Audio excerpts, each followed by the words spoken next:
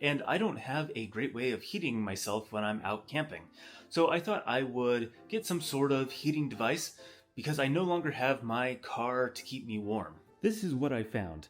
This is probably the cheapest wood stove that I could find on Amazon, and it's a camping stove, so it's meant to be bundled up and put into this little package. As you can see, it fits perfectly on the back of my bike.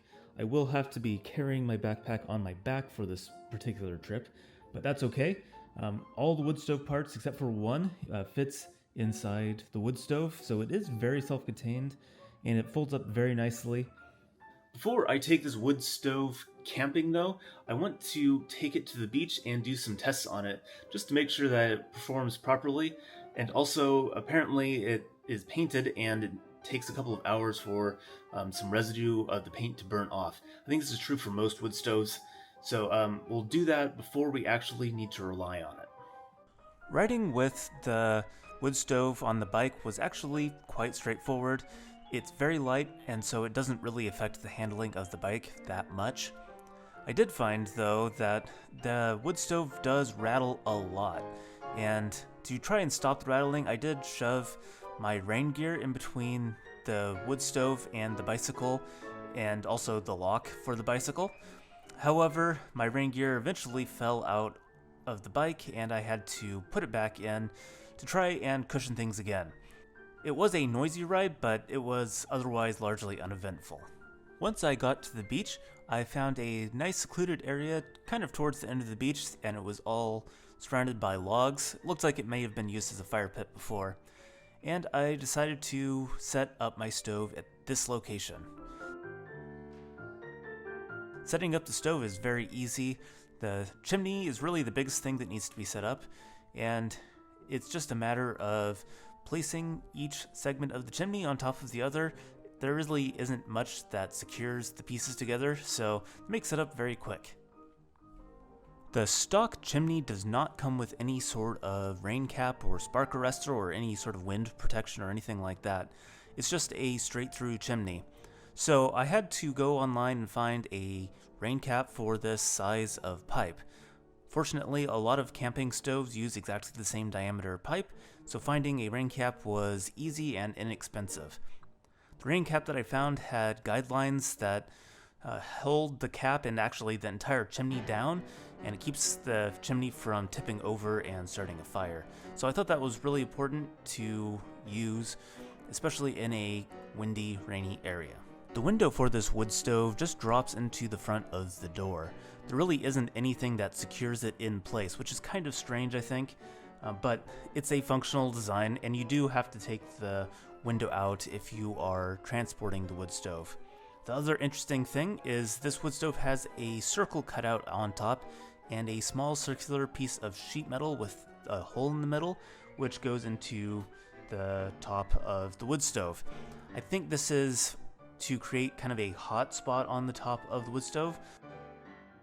The stove comes with this tool. It's kind of a multi-purpose tool that you can use to move around the logs or whatever wood you have in the stove, and it also comes with a grate where the wood rests on. For fuel, I decided to use smoking chips because I happen to have a bunch from my school bus days, and these are just scraps of hardwood. And the only wood I could find for actually running the stove were these chunks of cherry that were meant for grilling. It's just a hardwood, and just about any hardwood would work, but here in an urban area, this is about all I could find.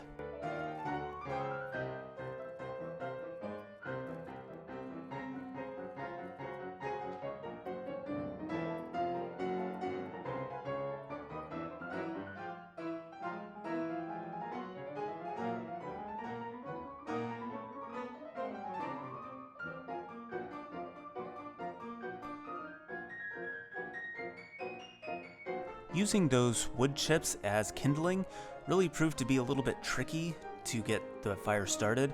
That's mostly because a lot of the chips were too small, so I had to go digging for long pieces that eventually got the fire burning.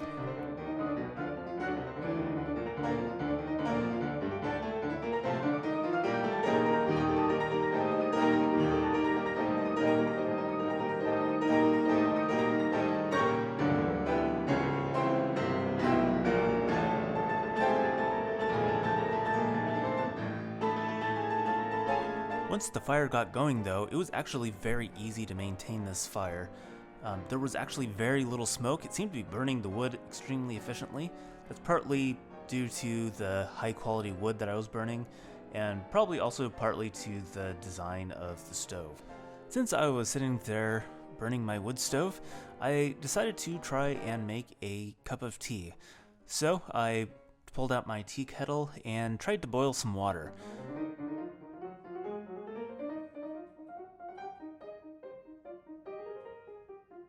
I couldn't quite get the stove to boil the water, but I probably would have been able to do it if I added more wood.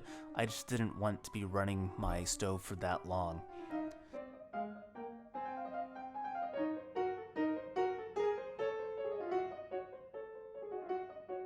But I did get the water hot enough to make a nice hot cup. It just wasn't quite boiling.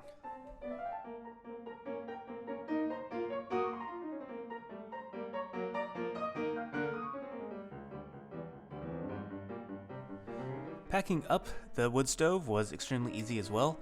It cooled off fairly quickly because all the metal is relatively thin on this, and everything stuffed back into the wood stove like it should. It smelled amazing, kind of like barbecue.